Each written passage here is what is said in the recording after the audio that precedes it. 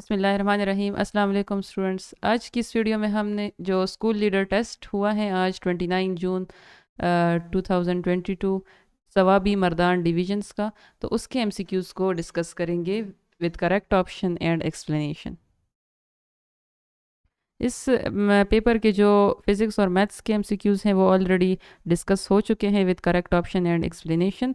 सो MCQ number 42 से हम start लेंगे। एमसीक्यू नंबर 42 है, what was the strength of national assembly committee tasked with drawing the 1973 constitution. जो 1973 का कॉन्स्टिट्यूशन था, इसमें से नेशनल असेंबली के स्ट्रेंथ कितनी थी, उसकी जो तादाद थी वो कितनी थी, तो इट वाज 22।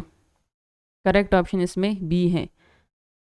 इसके बाद नेक्स्ट एमसीक्यू है 43 number, Mahatma Gandhi was the forebearer of, तो it is he is forebearer of non violence. वो पीस के फेवर में थे कि the use of peaceful means और टू ब्रिंग अबाउट पॉलिटिकल और सोशल चेंज। वो सोशल और पॉलिटिकल चेंज लाना चाहते थे, कोई वॉर के या वायलेंस के फेवर में वो नहीं थे।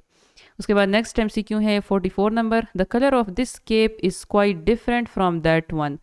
अब इसमें कह रहे हैं कि इसमें से जो क्वाइट को अंडरलाइन किया है कि इसको ये कौन सी पार्ट्स ऑफ स्पीच हैं, इसको आइडेंटिफाई करें। तो क्वाइट जो है ये एक्सप्लेन कर रहा है वर्ब को, ये वर्ब को मॉडिफाई कर रहा है। तो जो वर्ब को जब मॉडिफाई करता है उसे बोलते हैं एडवर्ब। और जो एडजेक्टिव है ये हमारे पास क्वालिटी को शो करता है, किसी भी सेंटेंस में जो क्वालिटी होती है उसको एक्सप्रेस करता है एडजेक्टिव। उसके बाद एमसीक्यू नंबर 52 है, three of the following are alike in a certain way and form a group, find the odd one out. अब इसमें से कह रहे हैं कि थ्री ऑप्शंस, ऐसे थ्री ऑप्शंस में से इसको एलिमिनेट करें जो कि एक मीनिंग दे रहे हैं, एक ग्रुप बना रहे हैं, और जो इसमें से फोर्थ वन ऑप्शन है उसको एलिमिनेट करें, उसको आउट कर दें इनसे। तो बर्ड जो है, बर्ड, इंसेक्ट, एरोप्लेन, काइट। अब बर्ड जो है ये भी फ्लाइंग करता है, इंसेक्ट जो है ये लैंड पर रहता है, एरोप्लेन भी फ्लाइंग करता है, ठीक है, हवा में। काइट जो है पतंग को बोलते हैं, तो ये भी हवा में फ्लाइंग इसकी होती है। तो इसमें से जो कॉमन फैक्टर है वो फ्लाइंग है, बर्ड, एरोप्लेन और काइट के लिए। तो इसमें जो करेक्ट ऑप्शन है वो इंसेक्ट आएगा, कि इंसेक्ट जो है it lacks the ability to fly. उसके बाद एमसीक्यू नंबर 52 है, Max Weber's bureaucratic management theory includes two fundamental components including. तो ये जो थ्योरी थी, ब्यूरोक्रेटिक थ्योरी थी, and it was introduced by Max Weber and it includes two essential elements. These में से जो दो एलिमेंट्स थे, मेजर एलिमेंट्स को जो मैक्स वेबर ने एक्सप्लेन किया था वो ये था कि एक ऑर्गेनाइजेशन को आप हायरार्की के अकॉर्डिंगली स्ट्रक्चर उसका जब आप बनाएंगे किसी भी ऑर्गेनाइजेशन का, तो वो एक हायरार्की के अकॉर्डिंगली होगा। हायरार्की का मतलब है कि उसके जो उनको जो कमांड्स मिलेंगे या जो उनको अथॉरिटीज़ मिलेगी वो हायरार्कियल बेस्ड होगी। और दूसरा इसमें से दूसरा इसका कंपोनेंट ये था कि having a clearly defined role to help administer an organisation and its maker. इसके जो टू मेजर बेसिक कंपोनेंट्स थे, these are organising an organisation into a chain at command, clearly defining standards to help manage an organization and its individual।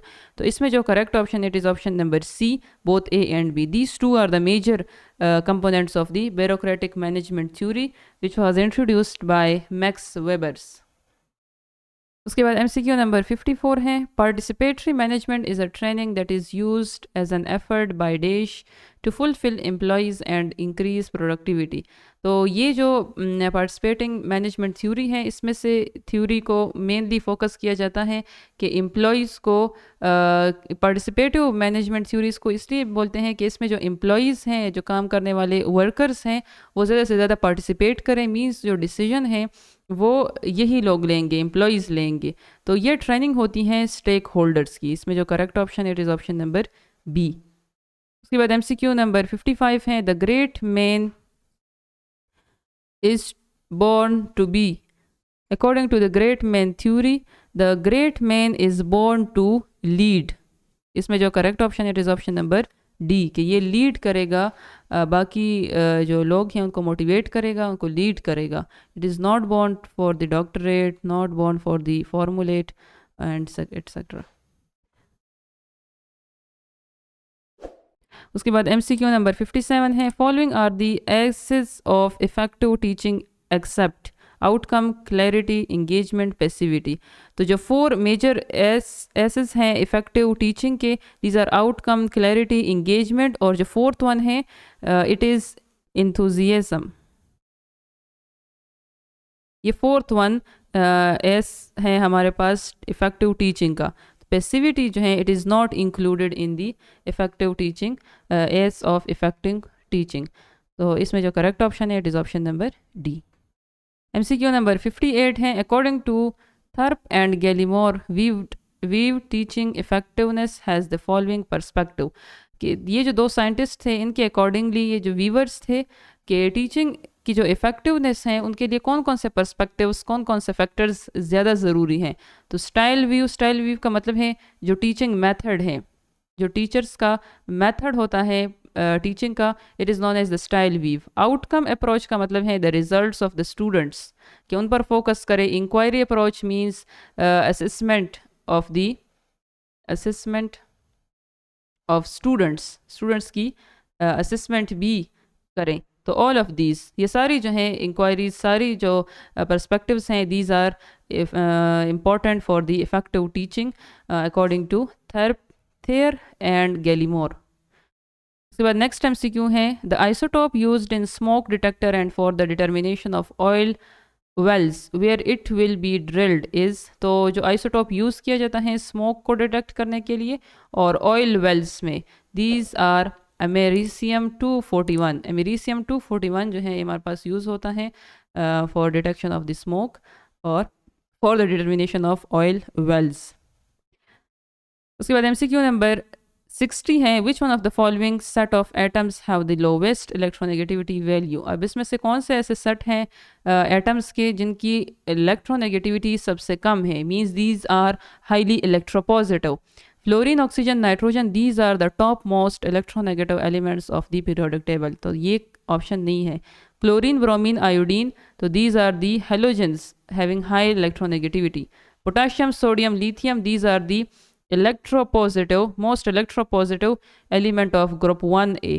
Fluorine, nitrogen, sodium, तो sodium तो है लेकिन fluorine और nitrogen, these are the electronegative elements. तो correct option is option number C. उसके बाद MCQ number 61 है, Taliban and USA signed a historic peace agreement on dash February 2020।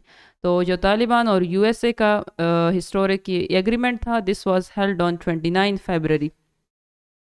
This agreement was signed on February 29, 2020 and asks for withdrawal of all the US forces by May 2021, but only if the Taliban keep their promises of cutting ties with terrorism groups and participating in intra-Afghan talks for a permanent ceasefire and a political roadmap for Afghanistan।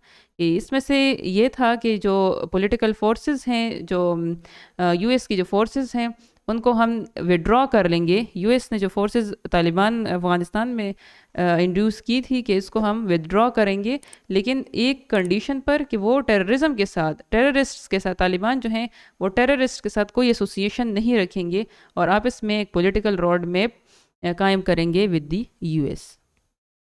Okay students, this is the end of this video. See you in the next video. Thanks for watching. Allah Hafiz.